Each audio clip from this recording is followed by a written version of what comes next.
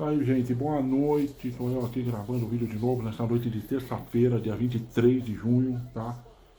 É praticamente o término da segunda rodada da fase de grupo da Copa do Mundo. Está sendo disputada em Estados Unidos, México e Canadá, né? Não sei se é a 24ª ou 25ª edição da Copa do Mundo, agora não fugiu a memória. Enfim, eu fiz isso na primeira rodada, estou fazendo agora para a segunda rodada, tá? Colhendo as informações aqui, vou fazer um resumão, né? Da atuação das 10 primeiras colocadas no ranking da FIFA nessa segunda rodada. Já fiz na primeira rodada, agora vou fazer nessa segunda rodada. E uma coisa que eu achei, que eu acabei descobrindo, né? A FIFA, ela conforme os jogos estão avançando, os gols vão saindo, eles vão atualizando, tá? O ranking, tá? Não tem aquela coisa de determinar uma data específica para atualizar tudo, né? Que nem ele começou no dia 11, a Copa do Mundo começou no dia 11 de junho, né? Eles lançaram um ranking atualizado aí, né? E simplesmente conforme o decorrer dos jogos, o ranking vai avançando, né? Então, por exemplo, nesse momento a Argentina se mantém na primeira colocação, né? A França tomou a segunda colocação da Espanha, que caiu para terceiro. A Inglaterra mantém a quarta colocação, né? Brasil e Marrocos avançaram uma posição, né? Porque Portugal caiu 2 posições, então o Brasil agora é o quinto do ranking, Marrocos é o sexto, Portugal de quinto caiu para sétimo. A Holanda se mantém na oitava colocação e a Alemanha tomou a nona colocação da Bélgica, empurrando os belgas para a 10ª posição. Então, como eu fiz a outra vez, eu vou, né, vou dividir em 2 partes para não ficar muito grande, né, principalmente na hora de postar, né, tanto no meu Facebook quanto no YouTube. Vou dividir em 2 partes. Essa primeira parte eu vou falar do primeiro ao quinto colocado do ranking, né? E depois vou falar do restante, tá? Então vamos lá, vamos começar pela Argentina. A Argentina fez a sua segunda partida, né? Ontem, né? Enfrentou a Áustria. E aí nós tivemos, né, o Messi fazendo história, né? Eu me considero um privilegiado porque o principal jogador do século XX, do século passado, né, que foi eleito até atleta do século XX, o Pelé, eu não pude ver jogar, né? Não peguei. Né? Quando eu nasci em 1977, o Pelé praticamente já tinha encerrado as suas atividades aqui no Brasil como atleta, né? Foi para os Estados Unidos, né? E praticamente, bem dizer, né, entre outras coisas, o Pelé foi para os Estados Unidos para aprender a ser rico e milionário, pelo menos dessa maneira que eu interpreto, tá? Então não peguei, né? Só tem histórias que eu ouço, que eu vejo gols e lances e tudo mais, né? E realmente foi um grande jogador, um grande atleta, né? Mas recebeu a cunha de rei à toa, né? Então, mas nesse século XXI que nós estamos agora, na minha opinião, o principal jogador é o Messi, né? Tem sido o Messi, tá? O cara vai fazer 39 anos na data de amanhã, estou gravando no dia 23, no dia 24 de junho faz 39 anos, né? E ontem, né, a Argentina venceu por 2-0, com 2 gols deles, tá? E praticamente o técnico Leonel Scaloni repetiu o mesmo time da vitória do primeiro jogo, né, para cima da Argélia, né? Não teve muitas modificações, né? O Martínez no gol, né? Medina Romero, Martínez de Monina Romero, Martínez de Medina, Depou, McAllister, Fernandes Almada, Lautaro Martínez e Lionel Messi. Então praticamente o mesmo time do jogo lá do primeiro jogo, né? E a Argentina, somente nos primeiros minutos de jogo, se impondo, né? Jogando, né? Sempre no campo de ataque, né? A Áustria mantendo aquela postura de ficar atrás da linha da bola e sair jogando, né? E ver se conseguia fazer espaço para esticar a bola lá na frente, né? E inclusive teve até Messi perdendo gol, perdendo pênalti, tá certo? Com 9 minutos de jogo, né? Uma jogada um passe do Almada pro pro Lautaro Martinez, veio dois zagueiros para cima dele aí na hora de finalizar dentro da área, né? A princípio o árbitro não deu pênalti, mas depois o VAR confirmou que foi pênalti. O Messi tirou muito do goleiro, a bola acabou batendo na trave indo para fora, né? Mas ele não se abateu, né? Continuou dando o seu melhor em campo, tá? O Messi naquela fase de condensar energia, tá? Ciente que o metabolismo já não é mais o mesmo, né? Apesar de cuidado físico, né? E óbvio, né? No caso do Messi, falta um companheiro de ataque melhor, né? Porque o Lautaro Martinez, ele não consegue ser, né? Esse companheiro, ele não compromete, não se intromete, não atrapalha, né? Mas também é um cara que não faz gol, né? Tanto que os gols da Argentina nessa Copa agora, tudo são no pé do Messi, né? E mesmo depois do pênalti, o Messi ainda, né, surgiu na cara do gol, perdeu o gol, chutou em cima do goleiro, até que fez 1-0, né? Numa jogada que ele... uma bonita jogada, numa arrancada do Almada, né? Que tocou para o lateral esquerdo, já na faixa final do campo, né? Quase que na linha de fundo rolou, né? O Almada fez contra-luz, o Messi naquela sua característica chapou a bola, fez 1-0, né? Primeiro tempo acabou virando 1-0, né?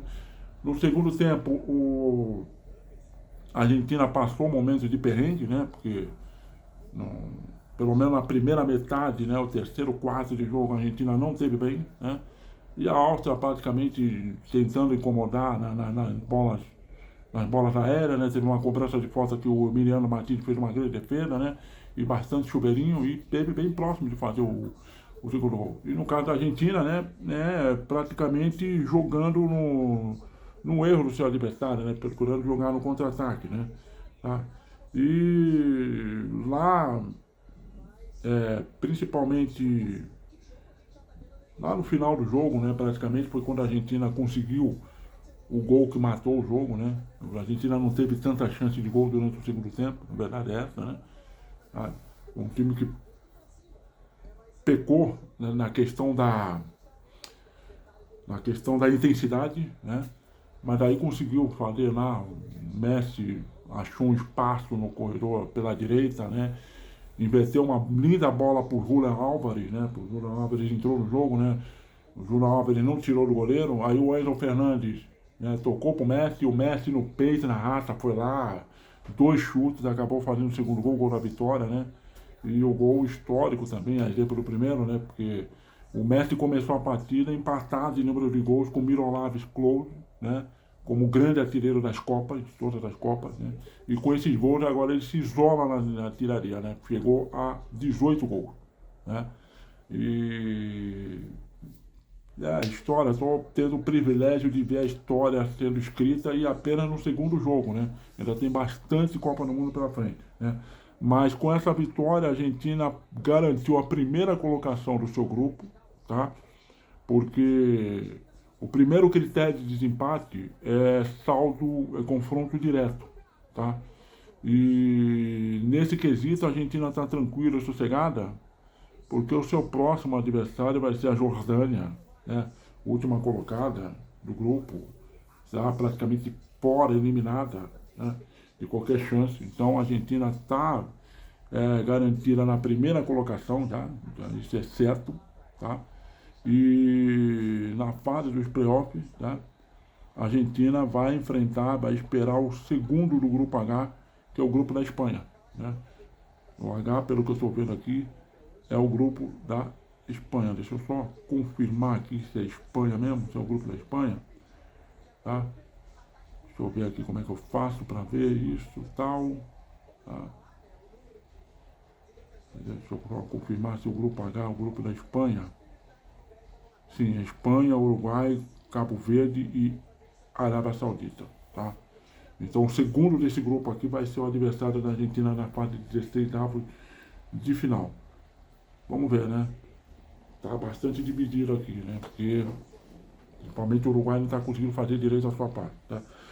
Mas vamos lá, vamos para a segunda colocada do ranking aqui, que agora passou a ser a França. A França jogou também no dia de ontem, na segunda-feira, né? Esse jogo foi em Nova York, não, esse jogo foi na Filadélfia. Foi um jogo que teve ali no meio, na metade dele, uma paralisação de praticamente 1 hora, porque teve ameaça de tempestade, né? Copa do Mundo seria realizada nos Estados Unidos impera a lei americana, né, tem uma lei federal, que quando está uma iminência de aproximação de tempestade, tudo tem que parar, né? Se estiver rolando alguma atividade esportiva, né, profissional, tudo mais, tudo para. Então foi seguido o protocolo, né? O jogo parou, foi a primeira vez que o protocolo é aplicado num jogo de Copa do Mundo, né?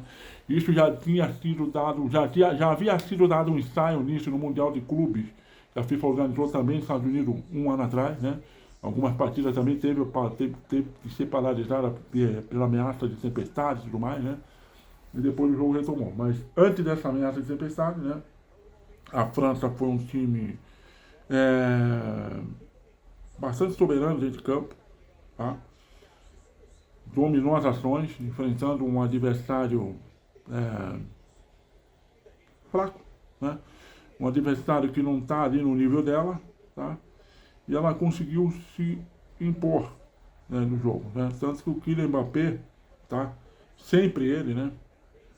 Sempre ele, o Kylian Mbappé, já fazendo 1-0, né? Enfrentando o Iraque, né? Outra seleçãozinha que, na minha opinião, não deveria nem estar disputando essa Copa do Mundo, tá? Porque aumentou o número de vagas para 48 times, né? O Mbappé recebeu um passe ali do Olise pela intermediária direita, né? E avançou em diagonal e acertou um lindo chute de perna esquerda no ângulo do goleiro iraquiano, né? Fazendo 1-0, tá?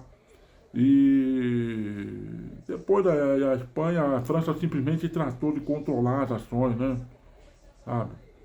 As estatísticas aqui mostram que a França, né, apesar de ter apenas 56% de posse de bola, foi um time que não passou perrengue em algum com o Iraque, né?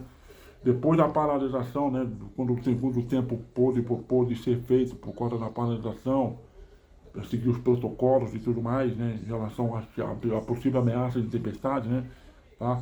Aí a França praticamente ali nos primeiros 25 minutos do segundo tempo aumentou o ritmo, aumentou a intensidade, tabelas rápidas, troca de passe rápido, tá? E principalmente, né, o Dembélé, que não teve bem no primeiro jogo, né, da França contra Senegal, nesse jogo contra o Iraque, jogou muito a bola, né, esteve muito bem, sabe? Aí os meios, Rabiot, Koné, sabe, Michael Olise, sabe, Barcola, nossa, esse meio campo da França, tanto tanto defensiva quanto ofensivamente, é muito bom, tá? O segundo gol do Mbappé surgiu porque o goleiro iraquiano foi querer sair jogando, fez merda, sabe? Aí a bola parou no pé do Dembélé, que é o atual eleito melhor jogador do mundo, rolou de lado pro Mbappé, né? O Mbappé fazer o seu segundo gol. O Mbappé que está brigando nessa tiraria de Copas também, né? Ele chegou a 16 gols, né? Está empatado com o Miroslav Klose, né? Então agora está o Messi primeiro com 18, o Miroslav Klose e o Mbappé com 16, Ronaldo Fenômeno com 15, tá? E o Gerd Müller, atacante alemão da década de 70, na quinta colocação com 13 gols, não, 14 gols, tá? E aí, né, e o Michael Olise, né, esse ponta do Bayern de Munique, nossa, joga muita bola, não vou me cansar de falar dele, sabe? Acho que é o melhor ponta que tem no mundo, tá? No caso ele é ponta pela direita, né? Mas se movimenta, se desloca pelo meio também. E tem também, né? Principalmente na assistência, seu forte, tá? Então ele no terceiro gol da França ele acabou enfiando uma ótima bola para o Dembélé fazer 3-0, né? E praticamente decretar aí a vitória da França, né? Favoritismo, né? Da França, tá? A França, ela ainda só não está garantida a primeira colocação, né? Porque a Noruega, né? Daquele grandão Haaland, né? Também tem 2 vitórias. A Noruega jogou na rodada e venceu o Senegal por 3-2. Então nós vamos ter aí na última rodada, né, França decidindo a primeira colocação, tá, do grupo I contra a Noruega, tá? Então é isso aí. França e Noruega na última rodada. Lembrando que a última rodada dos grupos, os jogos, os 2 jogos de cada grupo, eles serão sempre no mesmo horário, tá bom? Eu não sei, eu não vou ficar relatando aqui, porque senão o vídeo vai ficar muito grande. Vamos para a próxima seleção aqui, terceira do ranking agora, que é a Espanha. A Espanha entrou em campo no domingo, né? No domingo agora, para enfrentar a seleção da Arábia Saudita, tá? A Arábia Saudita que gasta tanto dinheiro para contratar jogador, tá? Para levar jogadores caros, né? Alguns deles numa reta final de carreira, outros meio que desacreditados na Europa, né? Lá está o Cristiano Ronaldo, né? Lá está o Benzema, entre outros, né? Já teve o Neymar, né? Entre outros lá, né? Mas gasta muito dinheiro investindo em jogadores para atrair a atenção de contratos milionários com televisão, patrocínio, e não desenvolve muito o futebol do seu país, né? Não, que é o trabalho que o Japão, por exemplo, faz, né? Então, 4-0 para a Espanha, categórico, o primeiro tempo já virou 3-0, né?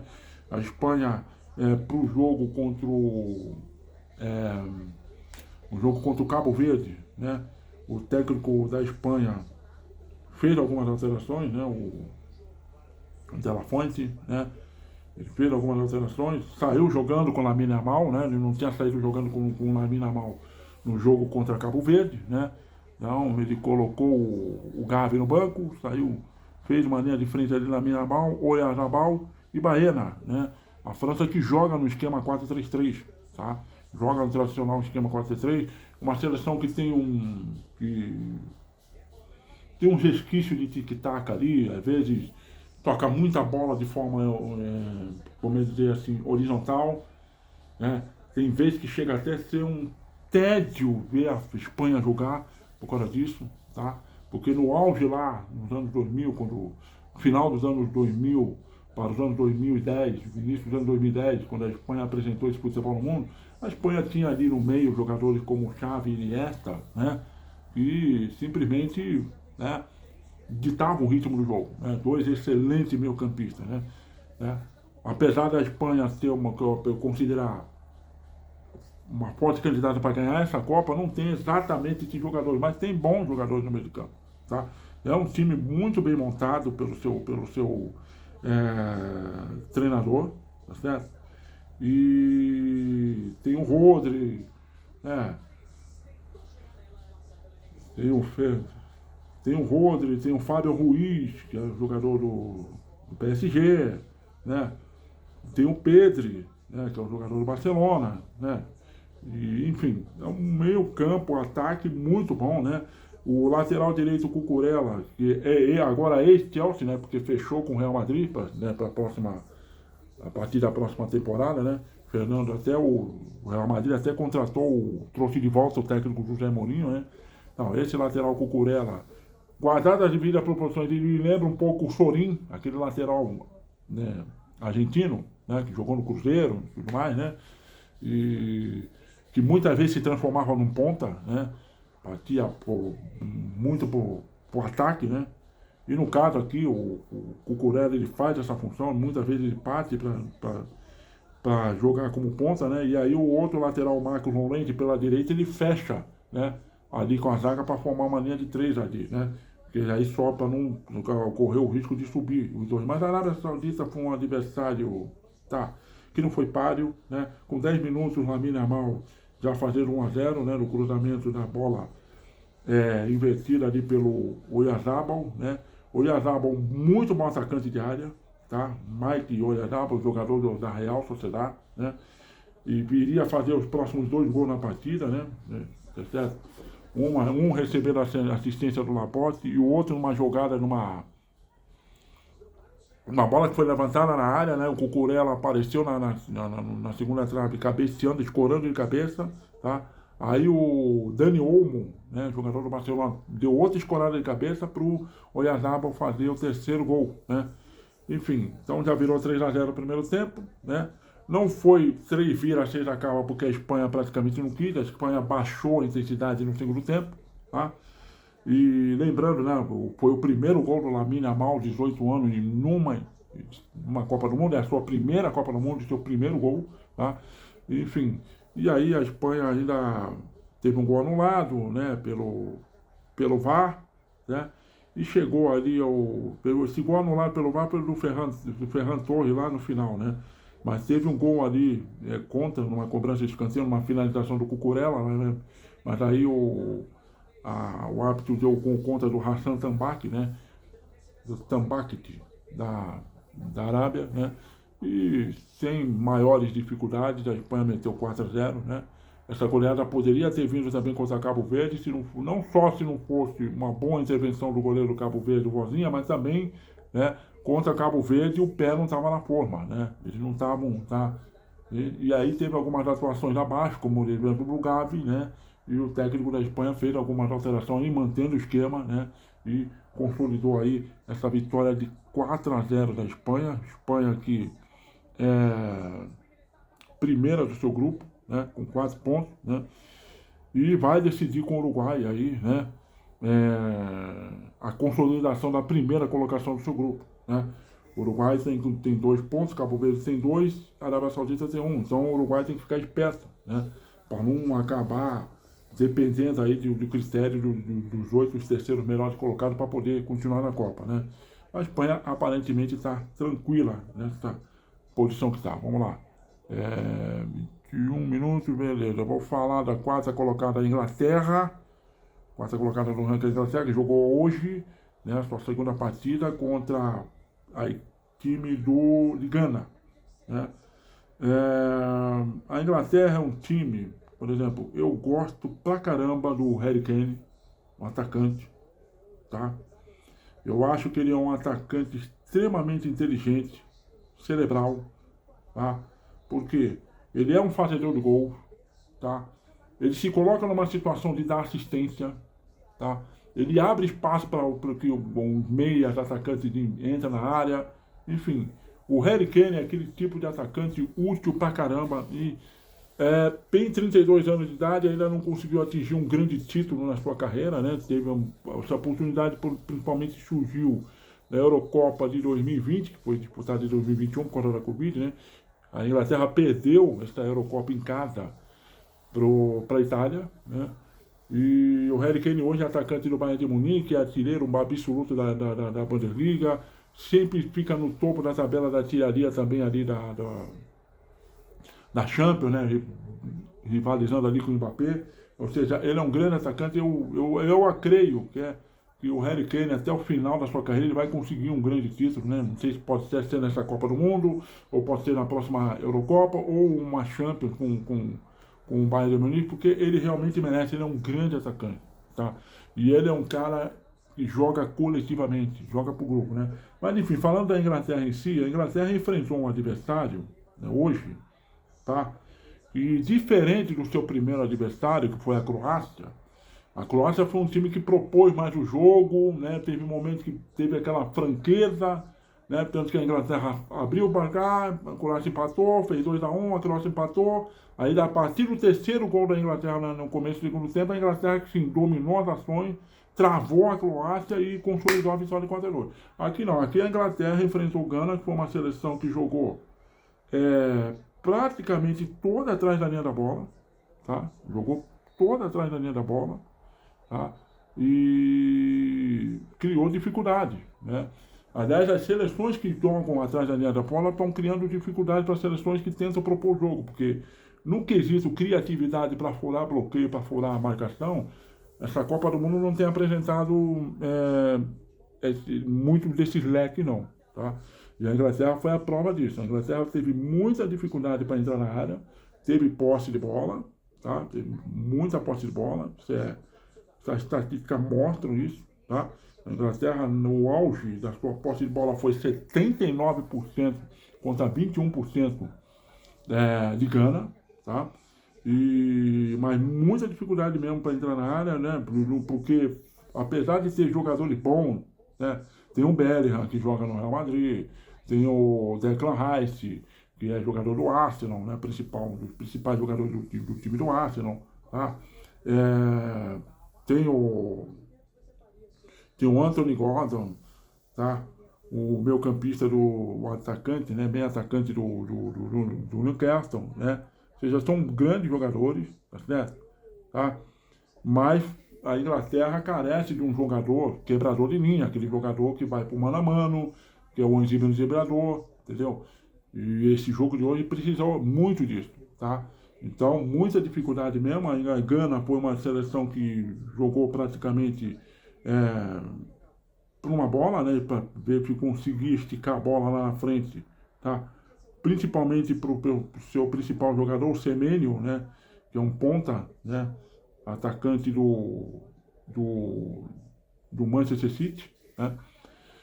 E, enfim, foi um jogo assim, né, muito valente, tanto que a Inglaterra, o melhor jogador da Inglaterra que foi eleito em campo acabou sendo o zagueiro, né? O zagueiro também no Manchester City, o Guerri, né? Mas muitas bolas tiradas na área, de cabeça na área, antecipação, tudo mais, né? Mas enfim, coletivamente, no que diz respeito à troca de passe, tá? Do meio campo para frente da Inglaterra tem bons jogadores, tá? Consegue fazer isso. O técnico da Inglaterra, que é o alemão Thomas Tuchel, ele promoveu algumas alterações no segundo tempo, né? Né? Colocou o Saka, né? Do Arsenal, né? Ele quer para tentar abrir o jogo pelas pontas, né? O Saka teve uma boa chance de finalizar ali numa bonita troca de passe no segundo tempo, né? Mas daí a Gana conseguiu salvar a bola em cima da linha, né? E ali nos minutos finais, 10, 5 minutos finais, né? Daí foi na base na base do sufoco, bola do chuveirinho na área, né? E teve até uma cabeçada, né, no travessão, né? E o rebote do Harry Kane perdeu no gol feito ali na entrada da pequena lua, porque estava com o corpo todo, ele foi tentar, né, chapar e não pegou legal na bola, né? E Gana tentando arriscar uma bola esticada lá na frente, mas faltou qualidade também, né? E a defesa da Inglaterra bem postada também, tá? Então foi um 0-0, né? Foi um 0-0, né? Que esse 0-0 acabou sendo bom para a Gana, né? Que veio com esse propósito, está empatado com 4 pontos na primeira colocação contra a Inglaterra. O primeiro critério de empate, confronto direto, mantém o empate, né? Mas o que faz a Inglaterra ficar na primeira colocação e Gana em segundo é o segundo critério de empate, que é o saldo de gols, né? A Inglaterra tem 2 de saldo e Gana tem 1, tá certo? E com a vitória da Croácia para cima de Panamá, né? Até a Croácia, mesmo na terceira colocação com 3 pontos, também tem chance de brigar pela primeira colocação, né? Então, na última rodada, a Inglaterra vai pegar o Panamá já praticamente eliminado, né? E Gana e Croácia devem brigar aí pela próxima vaga, né? Nesse grupo L, tá? E para finalizar, vou falar rapidamente do Brasil, tá? Já está ficando grande o vídeo, tá? O Brasil agora é o 5º do ranking, né? É aquilo que eu já tinha falado. O Brasil no jogo contra o Haiti, ele jogou bem o segundo quarto do jogo, que é a segunda metade do primeiro tempo, tá? Agora foi instituído a parada para hidratação na metade tanto do primeiro quanto do segundo tempo, então agora facilmente dá para dividir o jogo em 4-4, como é no basquete, né? Então na segunda metade do primeiro tempo foi quando o Brasil realmente foi soberano, foi quando saiu os 3 gols, tá? Saiu uma bonita atuação do Matheus Cunha, tá? Que entrou no lugar do Igor Thiago, né? O Igor Thiago não jogou bem o primeiro jogo, né? E o Matheus Cunha fez muito bem aquele corredor ali na intermediária, entre o círculo central e entrada na área, ou seja, não foi um 9 fixo, até porque ele não joga assim, né, lá na Inglaterra, mas extremamente útil, foi um dos melhores jogadores de campo, não à toa fez 2 gols, tá? Outra atuação que chamou a atenção foi do Vinícius Júnior, que teve a participação dos 3 gols e fez um dos 3 gols, e do Lucas Paquetá, né, que jogou pelo lado, que foi o responsável pela armação de jogo pelo lado esquerdo, né, pela saída de bola pelo lado esquerdo, né, onde ele se sente à vontade de jogar, né, e também foi um grande destaque, jogou muita bola, né, e o Brasil só jogou bem essa segunda metade, tá, do primeiro tempo, né, Mas mesmo assim o Ancelotti manteve no time alguns jogadores que não estão produzindo bem, o Casemiro é um, não está legal, né? Foi válida a ideia da saída do Ibanho na lateral direita para a colocação do Danilo, né? Foi bastante válido isso, tá? Porque muitas vezes o Danilo fechava ali atrás como terceiro zagueiro para permitir que o lateral esquerdo, né? Que joga aqui no futebol russo, esqueci o nome dele, né? Avançasse mais, enfim. Mas, enfim, no segundo tempo, o Ancelotti, o time baixou muito a intensidade, tá? O Ancelotti optou por fazer esquema variação tática, né? Ele já tinha colocado o Ryan no lugar do Rafinha no final do primeiro tempo, o Rafinha sentiu a perna, né? E no segundo tempo ele mudou o esquema para 4-2-4, que ele meteu o Endrick, colocou o Martinelli. E a única jogada realmente de fato que foi produzida no segundo tempo foi aquela do Bruno Guimarães chegando ali na entrada da área, tocando o Vinícius Júnior dando um lindo passe de calcanhar pro Martinelli, o Martinelli chapando a bola no travessão. Tá? Porque aí teve o gol bem anulado do Endrick, enfim, no segundo tempo foi bem abaixo. Tá? E isso dá sinal de que o Brasil precisa melhorar muito, né? Para o jogo contra a Escócia, que vai ser nessa quarta-feira, o jogo que vai valer aí né? Vai valer ali a consolidação, né? Para ver quem é que fica em primeiro, né? No grupo do Brasil, né? Deixa eu ver a situação do grupo do Brasil aqui antes de encerrar esse vídeo. O Brasil está em primeiro com 4 pontos, Marrocos também tem 4 pontos, tá? E Escócia tem 3, e Haiti praticamente eliminado com 0, tá? Então até a Escócia pode ser líder do grupo, tá? E isso porque o Brasil, né, pegou uma seleção quase praticamente de jogadores amadores, que durante a sua eliminatória mal mandou jogos em casa por causa da guerra civil que está rolando, tá? E não fez um placar mais elástico, né?